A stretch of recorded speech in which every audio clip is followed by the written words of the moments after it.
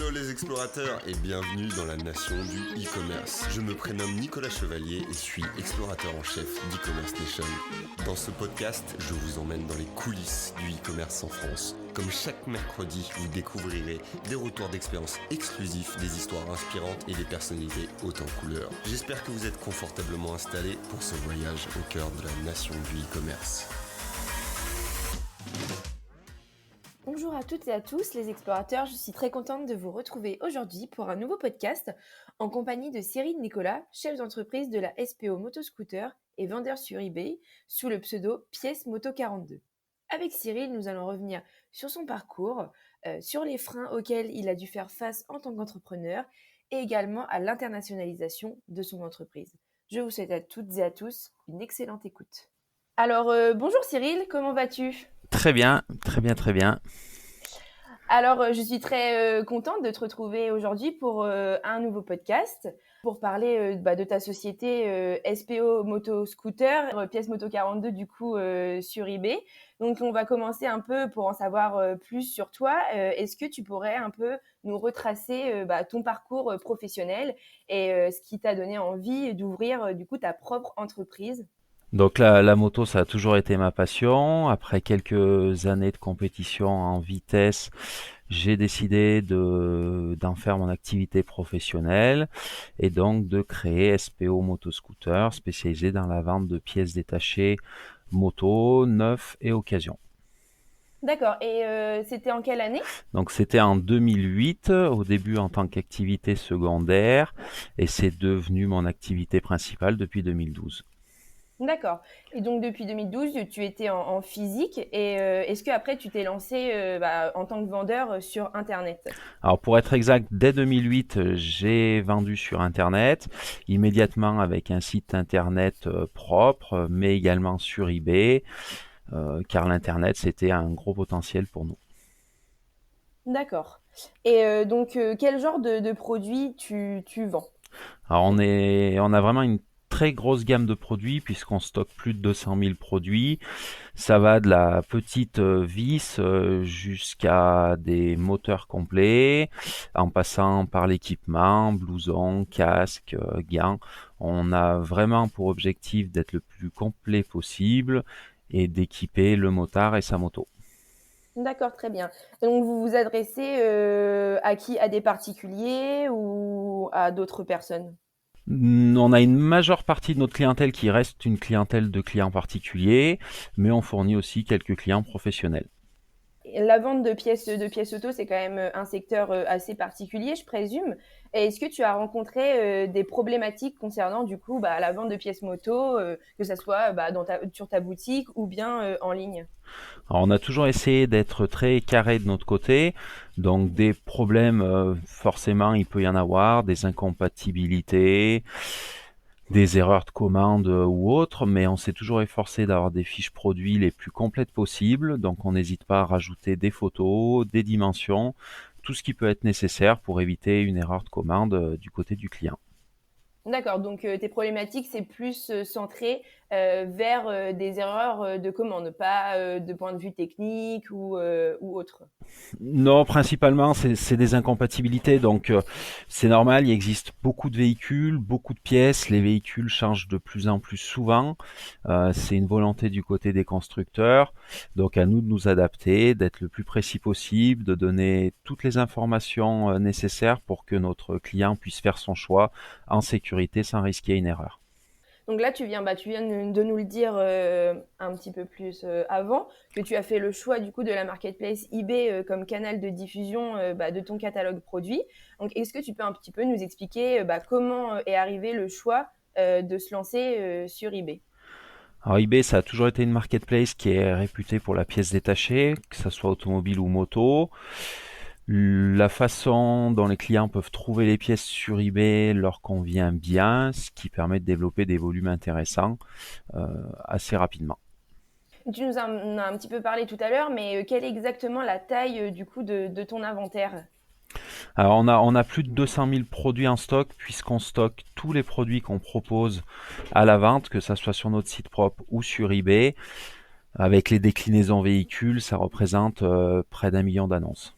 Est-ce que tu peux nous dire ce que eBay a clairement apporté à ton entreprise au sens large? Ça a contribué à l'explosion un peu de ton entreprise?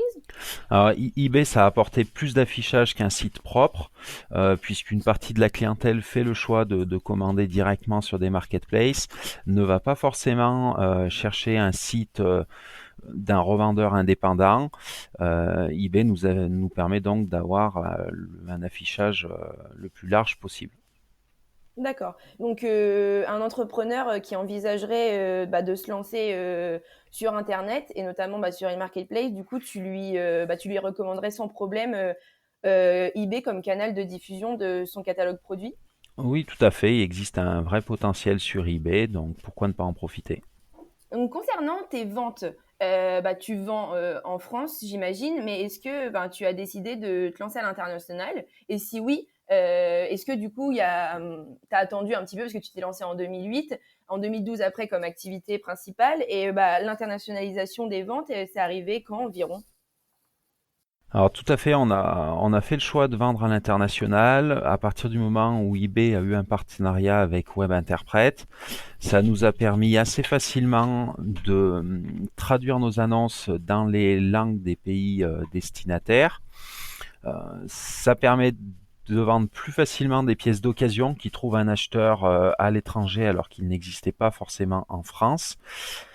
Par contre, ça demande encore plus de rigueur sur les délais, être clair avec le client sur les délais d'expédition, les délais de traitement des commandes, parce qu'en France, c'est facile de livrer en 24-48 heures, c'est beaucoup plus compliqué à l'international, donc faut être très carré. C'est une étape à franchir une fois qu'on est déjà bien en place sur son propre marché.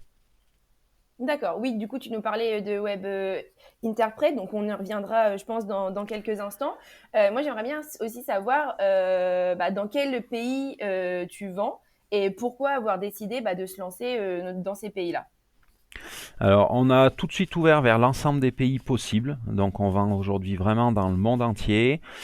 Plus on s'éloigne et plus c'est compliqué, puisqu'il y a des problèmes de coûts de transport. Mais il y a un potentiel dans chaque pays, donc pourquoi se limiter? Mais est-ce qu'il y a vraiment un pays dans lequel vous voyez le plus de ventes? Un pays qui a vraiment un fort potentiel pour ton secteur d'activité? Alors il y a forcément une facilité avec les pays francophones, les pays limitrophes également, parce qu'on reste sur des coûts de livraison et des délais de livraison raisonnables. Plus on s'éloigne et plus ça devient compliqué. Et du coup, en fait, plus on s'éloigne de l'Europe, si je comprends bien. Tout à fait, et de la France en particulier. D'accord. Est-ce que tu pourrais nous en dire un petit peu plus du coup sur ces problématiques que tu rencontres pour les zones qui ne sont pas dans l'Union européenne notamment? Alors, une des principales problématiques, ça va être de gérer le SAV, gérer le traitement des retours et gérer les échanges avec les acheteurs, puisque c'est pas toujours évident de comprendre leurs demandes et d'y répondre le plus précisément possible. Pas un pays qui se distingue particulièrement, c'est plutôt une multitude de pays qui créent un volume et la typologie de pièces va être très différente en fonction des pays. L'Italie, l'Allemagne, le Royaume-Uni, l'Espagne, c'est pas du tout les mêmes approches, donc c'est compliqué de dire vendez en Allemagne, ils auront des retombées en Allemagne, mais pas forcément sur les produits qu'ils attendent. D'accord. Donc en fait, si je comprends bien, chaque pays a un petit peu un produit où il est plus facile de vendre, c'est ça?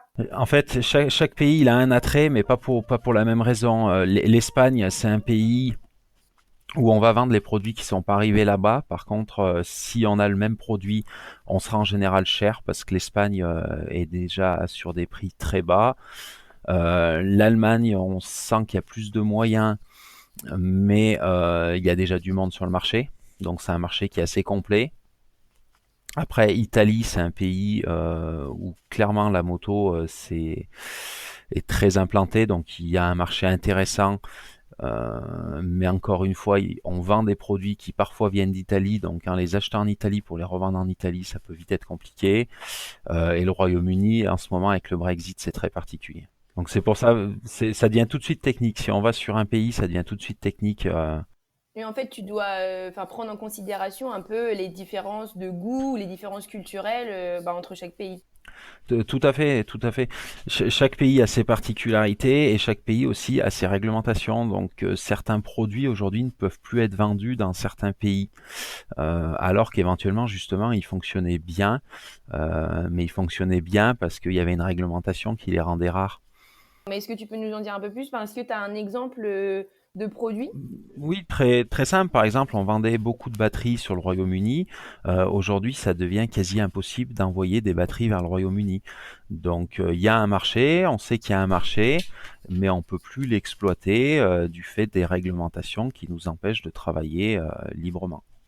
Donc, tu nous en as parlé un petit peu plus tôt, que tu te servais d'un outil qui est bien connu sur eBay, du coup, pour la localisation des fiches produits. Donc, c'est Web Interpret.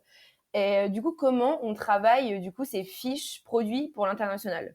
Qu'est-ce qu'on prend en considération? Donc, bien sûr, il y a les devis, je pense, mais il y a d'autres particularités.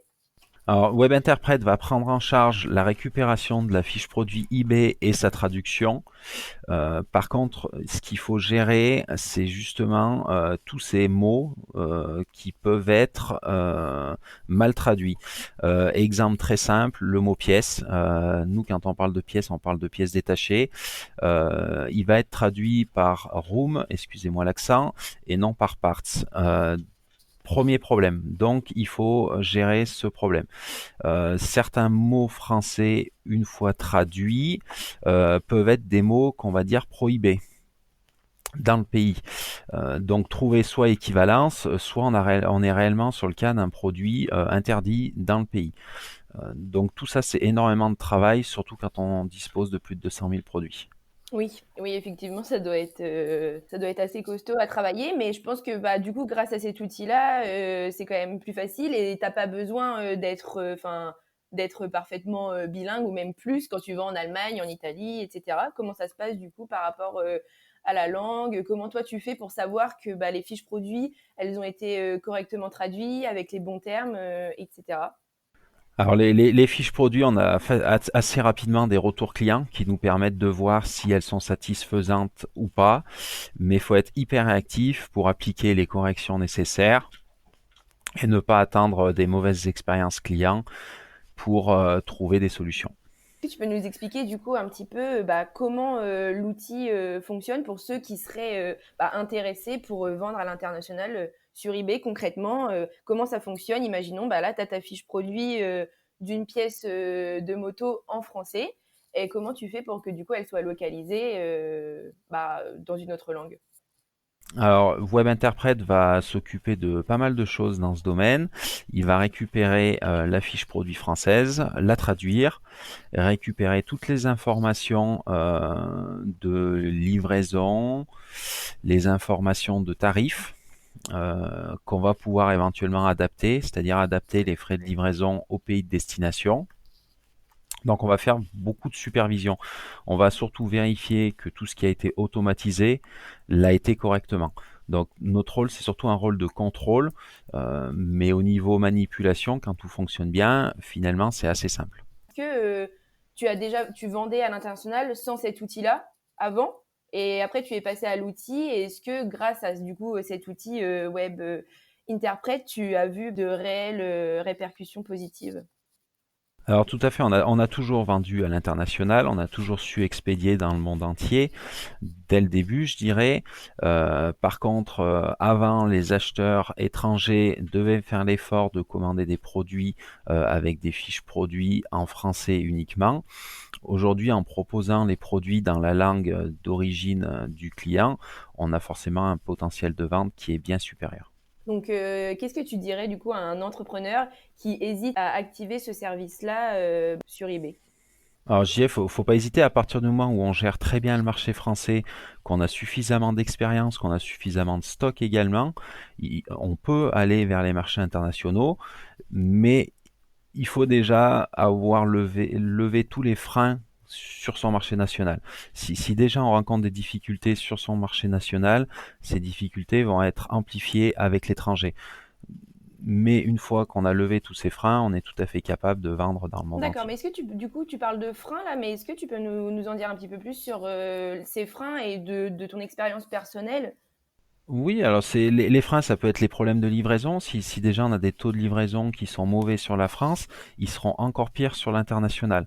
Donc il faut déjà qu'on ait trouvé un partenaire en France qui soit parfait et faire des tests vers l'international avec ce même partenaire ou avec un autre si nécessaire avant se lancer en grand sur ces marchés. Même remarque au niveau du SAV. Si on arrive bien à gérer son SAV en France, on gérera bien le SAV à l'international, mais il faudra faire la même chose dans des langues qui ne nous sont pas forcément familières, avec les difficultés de compréhension que cela peut entraîner. Euh, donc le marché finalement national nous permet d'acquérir les compétences qu'il va falloir développer pour les appliquer aux marchés internationaux. D'accord. Donc, si je résume bien, pour qu'un vendeur eBay se lance à l'international, il faut d'abord qu'il soit bien implanté sur son marché national. Tout à fait. Je pense qu'il faut déjà bien comprendre comment fonctionne la marketplace et comment on gère les clients sur son marché français avant de vouloir à tout prix aller vers l'international. C'est que dans un second temps où on peut se lancer sur l'international. Ceci pour un gage de réussite. Donc maintenant, je vais parler un peu plus d'une manière générale et au-delà même d'eBay. De quels appuis auriez-vous besoin du coup pour développer votre entreprise à l'international, voire lever certains freins? Par exemple, est-ce que tu as des besoins par rapport aux formalités douanières, aux frais d'expédition à l'international? Oui, je dirais c'est sur l'ensemble de ces leviers où l'on peut progresser. Donc la douane est très compliquée car là on parle de juridique avec les sanctions qui pourraient être appliquées si on ne respecte pas les obligations légales.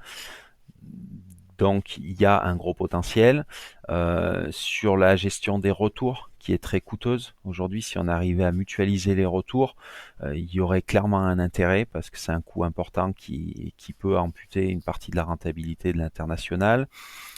Les frais de livraison, c'est un des freins de développement de l'international. Peut-être que en négociant pas chacun dans notre coin les frais de livraison internationaux, mais en groupant, on pourrait avoir des conditions bien meilleures. Tout ça, c'est des pistes qui permettraient de développer encore plus l'international. À qui en appelez-vous pour aider les entrepreneurs à offrir des frais de port justes et compétitifs avec les voisins européens? Je j'ai pas la solution. Aujourd'hui, ce qui est en place, c'est que chacun négocie dans son coin des conditions pour essayer d'être le plus compétitif possible. Peut-être qu'il faudrait un mouvement national, que ça soit une volonté au niveau de l'État ou une entreprise indépendante, de mutualiser tous ces vendeurs de façon à vraiment proposer des frais de port intéressants, comme c'est le cas quand un Chinois envoie en France, il bénéficie de frais de port très avantageux puisque les expéditions sont subventionnées par l'État en Chine. En tout cas, on a bien fait le tour de toute ta stratégie un petit peu en France et à l'international, du coup, pour vendre tous tes produits. Donc maintenant, j'aimerais bien savoir aussi quels sont tes projets futurs pour ton entreprise, tes projets de développement en général. Alors, on a toujours pour objectif de continuer à développer notre chiffre d'affaires tout en maintenant un résultat qui permet à l'entreprise de se développer. Je pense que ça continuera par le développement de nouveaux produits, la mise en avant de nouveaux produits euh, pour toujours plus répondre à la demande de nos clients. D'accord, donc là tu nous disais tout à l'heure que vous aviez 200 000 produits dans votre inventaire. Donc est-ce que tu as des nouveaux objectifs chiffrés en termes de produits?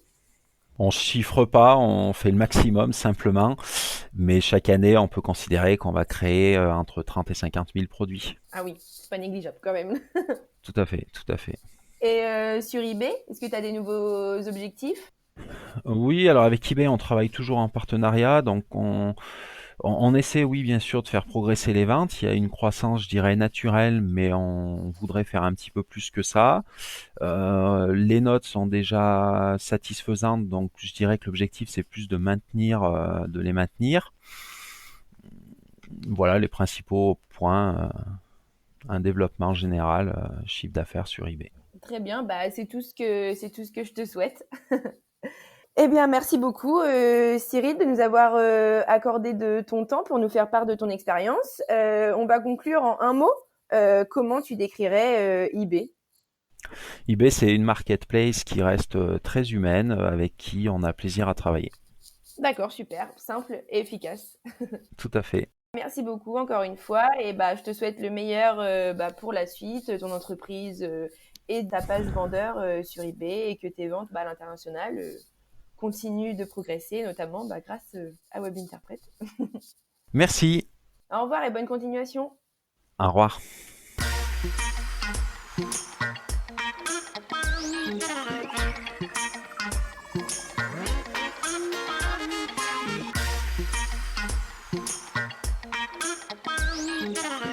J'espère que ce podcast vous a plu. Je vous donne rendez-vous la semaine prochaine pour la découverte d'une nouvelle personnalité. N'hésitez pas à vous abonner au podcast des explorateurs du e-commerce sur votre plateforme préférée et à partager sur les réseaux si vous avez apprécié cet épisode. À très vite pour de nouvelles aventures et n'oubliez pas que l'exploration se poursuit sur e-commerce nation.